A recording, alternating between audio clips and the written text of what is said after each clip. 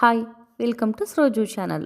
ಆಸೆ ಧಾರಾವಾಹಿ ಇವತ್ತಿನ ಸಂಚಿಕೆ ಹೇಗಿದೆ ನೋಡ್ಕೊಂಡು ಬರೋಣ ಬನ್ನಿ. ಅದಕ್ಕಿಂತ ಮೊದಲು ನಮ್ಮ ಚಾನಲ್ನ ಹೊಸದಾಗಿ ನೋಡ್ತಾ ಇದ್ದರೆ ಯಾರಾದರೂ ಸಬ್ಸ್ಕ್ರೈಬ್ ಮಾಡ್ಕೊಳ್ದೆ ನೋಡ್ತಾ ಇದ್ದರೆ ದಯವಿಟ್ಟು ಸಬ್ಸ್ಕ್ರೈಬ್ ಮಾಡ್ಕೊಳ್ಳಿ. ಮೊದಲಿಗೆ ಶ್ರುತಿ ಅವರು ನೀತು ಅವರ ರೆಸ್ಟೋರೆಂಟ್ನಲ್ಲಿರ್ತಾರೆ. ಕೋಪದಲ್ಲಿ ಕೇಕ್ ಎಲ್ಲ ಎಸ್ತಾಕಿ ನೀತು ಕೆನ್ನೆಗೆ ಹೊಡಿತಾರೆ. ರವಿ ಅವರು ಶ್ರುತಿ ಯಾಕಿಂಗ್ ಆಡ್ತಾ ಇದೆಯಾ, ಸುಮ್ಮನೆ ಇರು ಅಂತ ಹೇಳಿದ್ರು, ಎಷ್ಟು ಹೇಳಿದ್ರು ಕೇಳಲ್ಲ. ನೀತು ಅವರು ಯಾಕೆ ಈ ಥರ ಹುಚ್ಚಿ ಥರ ಆಡ್ತಿದ್ಯಾ ಅಂತಂದರೆ ನೀನೇನೇ ಮಾಡಿದ್ಯಾ, ನನ್ನ ಗಂಡನ್ನ ನೀನು ಲವ್ ಮಾಡ್ತಾ ಇದೀಯಾ ಅಂತ ಕೇಳ್ತಾರೆ. ಹೌದು, ಎಷ್ಟು ದಿನ ಅಂತ ಮುಚ್ಚಿಡ್ಲಿ, ಹೌದು ನಾನು ರವಿನಾಥ್ ನಾನು ತುಂಬ ಇಷ್ಟಪಡ್ತಿದ್ದೀನಿ ಅಂತ ನೀತು ಅವರು ಒಪ್ಕೊತಾರೆ. ಏ ಫೂಲ್, ನೋಡ್ದೇನೋ ಮನೆಯವರೆಲ್ಲ ಅಷ್ಟೊಂದು ಹೇಳಿದ್ರು ನಿಂಗೆ ಗೊತ್ತಾಗ್ಲಿಲ್ಲ ಅಲ್ವಾ ರವಿ, ಇವಾಗ ಇವಳು ಉದ್ದೇಶ ಏನು ಅನ್ನೋದು ನಿನ್ಗೆ ಅರ್ಥ ಆಗ್ತಿದ್ಯಾ ಅಂತ ಕೇಳ್ತಾರೆ ಶ್ರುತಿ ಅವರು. ರವಿ ಅವರು ಶ್ರುತಿ ಅವಳೇನೋ ತಮಾಷೆ ಮಾಡ್ತಿದ್ದಾಳು ಅಷ್ಟೇ, ಸುಮ್ಮನಿರು ಅಂತ ಅಂದಾಗ ನೀತು ಅವರು ಇಲ್ಲ ರವಿ, ನಾನು ತಮಾಷೆ ಮಾಡ್ತಾ ಇಲ್ಲ, ನಾನು ನಿಜವಾಗ್ಲೂ ನಿನ್ನ ಪ್ರೀತಿ ಮಾಡ್ತಾ ಇದ್ದೀನಿ ಅಂತ ಹೇಳ್ತಾರೆ.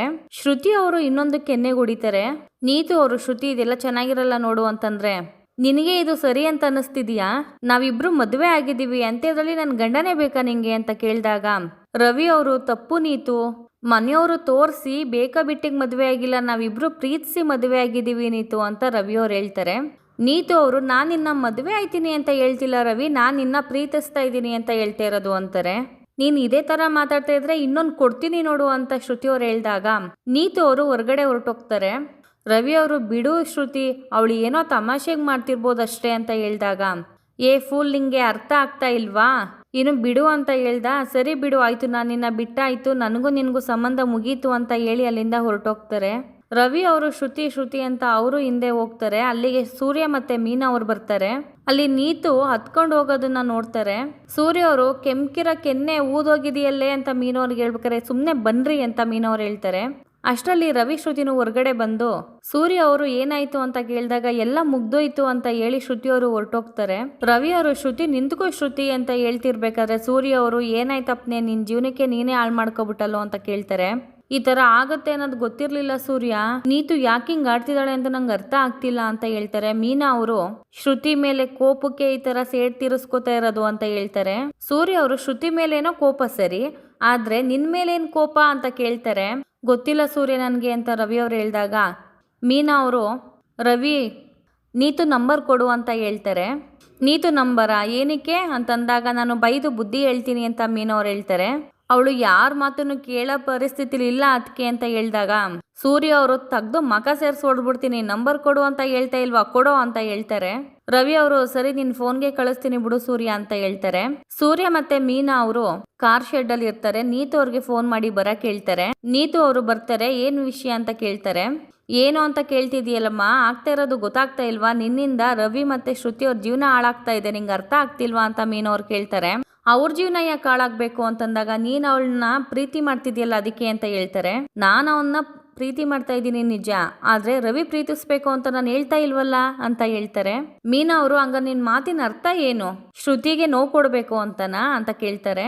ಶ್ರುತಿಗೆ ಯಾಕೆ ನೋವು ಮಾಡ್ಕೋಬೇಕು, ನಾನು ರವಿನ ಮದುವೆ ಆಗ್ತಾ ಇದ್ದೀನಿ ಅಂತಂದ್ರೆ ಅವಳು ನೋವು ಪಟ್ಕೋಬೇಕು ನಿಜ, ಆದ್ರೆ ನಾನು ಅಲ್ಲಿ ಹೇಳೇ ಇಲ್ವಲ್ಲ, ನಾನ್ ಪ್ರೀತಿ ಮಾಡ್ತಾ ಇದ್ದೀನಿ ಅಷ್ಟೇನೆ ಅಂತ ನೀತು ಅವ್ರು ಹೇಳ್ತಾರೆ. ಮೀನಾ ಅವರು ನೋಡು ನೀತು, ನೀನು ಶ್ರುತಿ ಫ್ರೆಂಡ್ ಆಗಿದ್ದವರು, ನೀನು ಈ ರೀತಿ ಸೇಡ್ ತೀರಿಸ್ಕೊಳ್ಳೋದು ತುಂಬ ತಪ್ಪಲ್ವಾ ಅಂತ ಹೇಳ್ತಾರೆ. ಏನೋ ಶ್ರುತಿ ನಾನು ಫ್ರೆಂಡ್ ಆಗಿದ್ವಾ, ನೋ ವೇ, ಚಾನ್ಸೇ ಇಲ್ಲ, ಅವಳು ನಮ್ಮ ರೆಸ್ಟೋರೆಂಟ್ನಲ್ಲಿ ಕೆಲಸ ಮಾಡ್ತಿದ್ಲು ಅಷ್ಟೇನೆ ಅಂತ ಹೇಳ್ತಾರೆ. ಮೀನಾ ಅವರು ಫ್ರೆಂಡ್ ಆಗಿದ್ದೋ ಇಲ್ವೋ ಒಟ್ನಲ್ಲಿ ರವಿ ಜೀವನ ಹಾಳಾಗ್ತಿದೆ ಅಲ್ವಾ ಅಂತ ಹೇಳ್ತಾರೆ. ಅವನ ಜೀವನ ಯಾಕೆ ಹಾಳಾಗ್ಬೇಕು ಅಂತಂದಾಗ ನೀನ್ ಮಾಡಿದ ತಪ್ಪಿಂದ ರವಿ ಶ್ರುತಿ ಬೇರೆ ಆಗಿದ್ದಾರೆ ಅಂತ ಹೇಳ್ತಾರೆ. ನೀತಿಗೆ ಒಳೊಳಗೆ ಖುಷಿ ಆಗ್ತಾ ಇರುತ್ತೆ. ಚೇತು ಅವರು ಅಲ್ಲ ಕಣಮ್ಮ, ಮದುವೆ ಆಗಿರೋ ಹುಡುಗನ್ನ ಈ ತರ ಎಲ್ಲ ಹಿಂಸೆ ಮಾಡ್ತಿದ್ದಿಲ್ಲ, ನಿಂಗೆ ಒಂಚೂರು ಮಾನ ಮರ್ಯಾದೆ ಇಲ್ವಾ ಅಂತ ಕೇಳ್ತಾರೆ. ನೀತು ಅವರು ಅಲ್ಲ ನಾನು ಏನ್ ತಪ್ಪು ಮಾಡಿದೆ ಅಂತ ನಾನು ಪ್ರೀತಿ ಮಾಡ್ತಾ ಇದ್ದೀನಿ, ಅವನ್ನ ನಾನು ಪ್ರೀತಿ ಮಾಡು ಅಂತ ನಾನು ಹೇಳ್ತಾ ಇಲ್ವಲ್ಲ ಅಂತ ಹೇಳ್ತಾರೆ. ಸೂರ್ಯ ಅವರು ಅಯ್ಯೋ ನಿನ್ ಬಾಳ್ವೆಗೆ ಬಾಳೆಗೊನೆನೆ ತಾಕ.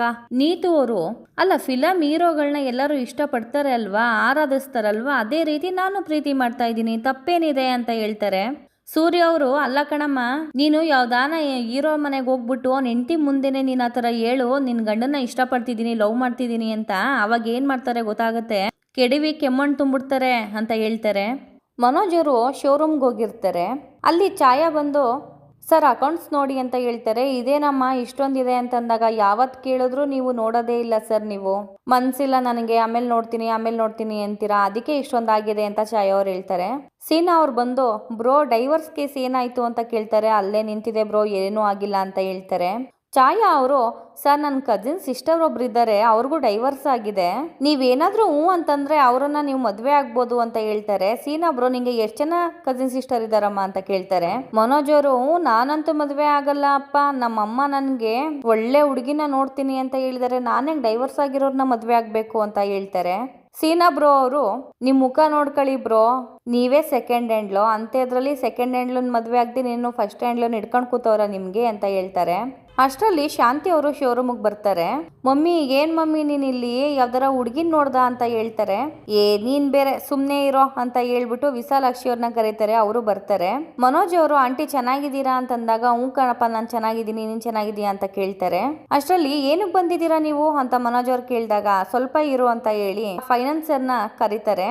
ಫೈನಾನ್ಸಿಯರು ಬಂದು ಹಾಯ್ ಮನೋಜ್ ಅವರೇ ಅಂತ ಹೇಳ್ತಾರೆ. ಸರ್ ನಾನು ತಿಂಗಳು ದುಡ್ಡು ಕಟ್ತಾ ಇದ್ದೀನಲ್ಲ, ಏನಕ್ಕೆ ಬಂದಿದ್ದೀರಾ ಅಂತ ಕೇಳ್ತಾರೆ. ಆ ವಿಚಾರ ಮಾತಾಡಕ್ ಬಂದಿಲ್ಲ, ಬೇರೆ ವಿಷಯ ಮಾತಾಡಕ್ ಬಂದಿದ್ದೀನಿ ಅಂತ ಹೇಳ್ತಾರೆ. ಏನು ಅಂತ ಕೇಳಿದಾಗ ವಿಶಾಲಾಕ್ಷಿ ಅವರು ನಾನು ಹೇಳ್ತೀನಿ ಅಂತ ಹೇಳ್ತಾರೆ. ನೋಡಿ ಟೀಚರ್, ಅವತ್ತು ಚೆಕ್ಕನ್ನ ಕೊಡಕ್ ಬಂದಾಗ ನೀವೇನೋ ಬೇಡ ಅಂತಂದ್ರಂತಲ್ಲ, ಅದಕ್ಕೆ ನಾನು ಈಸ್ಕೊಡಕ್ ಬಂದಿದ್ದೀನಿ ಅಂತ ಹೇಳ್ತಾರೆ.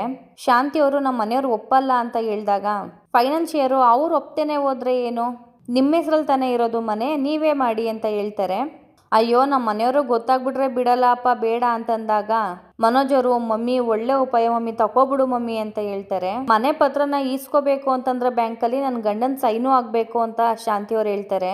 ಮನೋಜ್ ಅವರು ಮಮ್ಮಿ ಫೋರ್ಜರಿ ಸೈನ್ ಮಾಡ್ತೀನಿ ಮಮ್ಮಿ, ಅಪ್ಪನ್ ಸೈನ್ ನನಗೆ ಗೊತ್ತು ಅಂತ ಹೇಳ್ತಾರೆ.